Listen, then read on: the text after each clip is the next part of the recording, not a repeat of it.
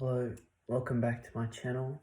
Today I'll be teaching you how to do the wrist pass, which looks like this.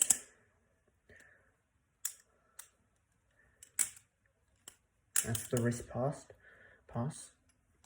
Remember to check out my other videos, which I'll link at the end of the video, and remember to subscribe and like my videos. Right.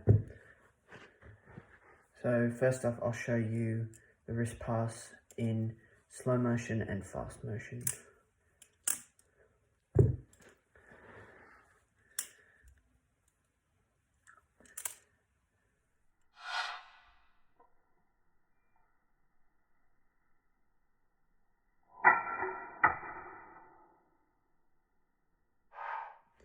So that was it in fast motion and slow motion. Now we're going to get into the trick. So first off, what you want to be doing is this trick. It's not really a trick, but it's just sort of an escape, I guess, from the cutting yourself.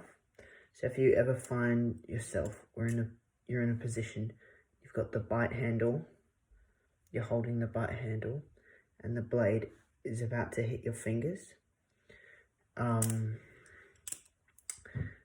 This is how to get out of that situation safely. So first off, you've got it here. It's hanging, and the blade's about to touch your fingers. What you want to do is basically you go like, yeah, it's hanging. You turn your wrist over so that it's flat like this, and you take it back. You turn your wrist backwards, take it back, flick it back over your hand like that,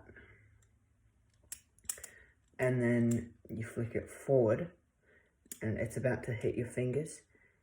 You flick it forward, turn your wrist again to here, and be holding it with your last 4 fingers, and then flick that behind into your hand.